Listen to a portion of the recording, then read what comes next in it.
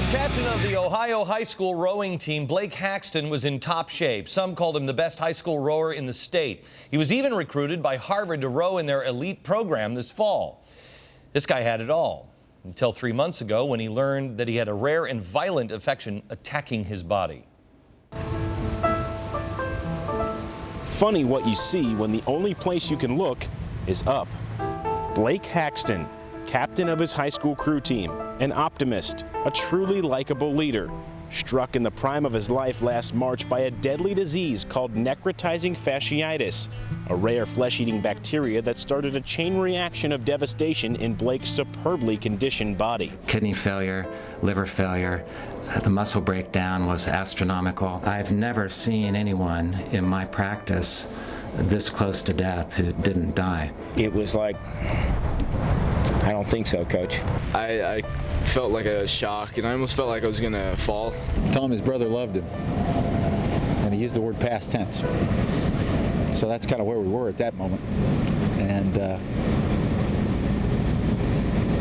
Blake wasn't ready for that just yet. A 1 in a million disease strikes a 1 in a million person. If you don't believe in miracles, come see us. The most remarkable comeback I've ever seen. Blake lost his legs to the disease and is still recovering, but he survived, and his perspective on life is impactful. I've definitely felt the why me and all that, but at the same time, why not me? So yeah, I've had those moments, but they're pretty few and far between, and they don't last very long.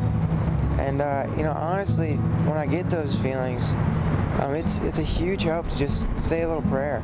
Life really is just one big opportunity, and whatever happens, it's going to be fun just to try.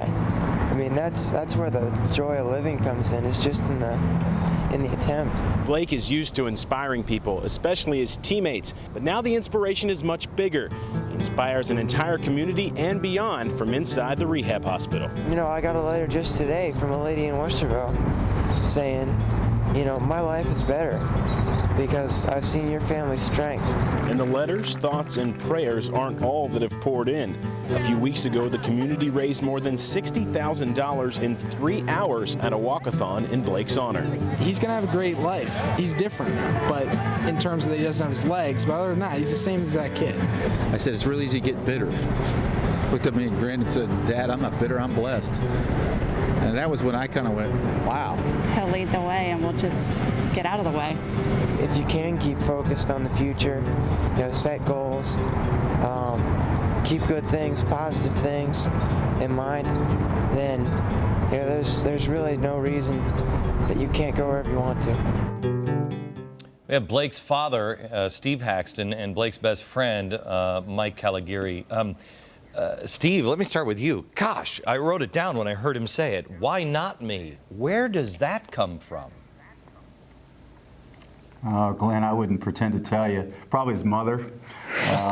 But seriously, he's a pretty special kid. He's had a lot of faith, and he's had it from a very young age, and I think that's a telltale sign of it. Steve, I have to tell you, as a dad, I've got 4 children. How many children do you have? 3. Okay. I have 4. I'm sure, as I do, you stay awake at night going, oh, geez, what did I do? How have I got it right? Did they have it right? Is everything? What did you do as a dad to have your son turn out this way? What is it about your family? Well, I'm going to sound like a broken record, but, it comes down to you're only here temporarily, we tell them. And life is about that temporal process. And do you love people? Do you have faith in the process? And how do you do? And so I think they've all got the idea they're just passing through. And when tough times happen, it's how you react. I mean, you certainly in your family have been through some tough ones, as we know. And you know how special it is when you see the kids stand up and do some pretty remarkable things. I do. My daughter has cerebral palsy, and she was the captain of her cross-country team. And she spoke at the last dinner as a senior, and she just kept saying, my only goal was to finish every race. And she used to finish sometimes a half hour later than everybody else. And it was truly remarkable how much I've learned from her, and I'm sure you're doing the same thing. Mike, as a friend here, what has he always been this way? Oh yeah, Blake has always been this way ever since I've known him in 8th grade. He's my best friend, and like Mr. Haxton said, he's just an amazing kid. And if there's one kid who can make it through this, you know, one kid with the support and the faith, it's definitely Blake. I don't know if you've talked to him, but he definitely has a positive outlook on this and thinks that he can have a great future. What has he talked to you at all about? I mean, has he even thought about his future yet, of where he's going?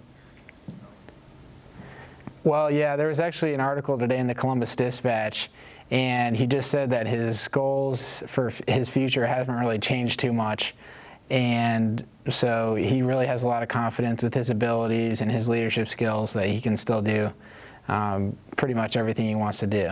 Steve, what is it? I mean, I'm amazed at this story because, gosh, everybody is begging for a bailout and everybody is saying, oh, gee, we can't make it and you're too big to fail. I mean, here's your son with just nothing but what everybody would say is a golden future and a golden opportunity to be recruited by Harvard and everything else.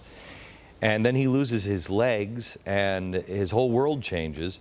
What is it that we're supposed to learn from him as America? Well, I'll steal a word from him. He said, you know, you do what you can and let God do what you can't. And take responsibility. And, you know, half the fun of it's the challenge of it. And as you and I just talked about, Glenn, it's not about challenges. Everybody has them. Your family's had them. Michael's family's had them. We've all had them. Everybody. It's a question of how you react and will you rise up and turn the setback into a comeback. And maybe that's where we are in this country right now. And probably wouldn't do us sure you know, too much to put our egos in our back pocket and care about each other and see if we can get after it a little bit. Well, what is the prognosis for your son? Is it over? Is the you mean the disease? Is it done now? Oh yeah, they pretty much corralled that, Glenn, early on, or else it would have taken him out. The rest of it, after he turned the corner, got him off the heart-lung. He was on maximum life support, and we were just basically sustaining him to let his brother come home and see him. And then, by a miracle, some say, and the prayers of many across this country and around the world, he turned a corner.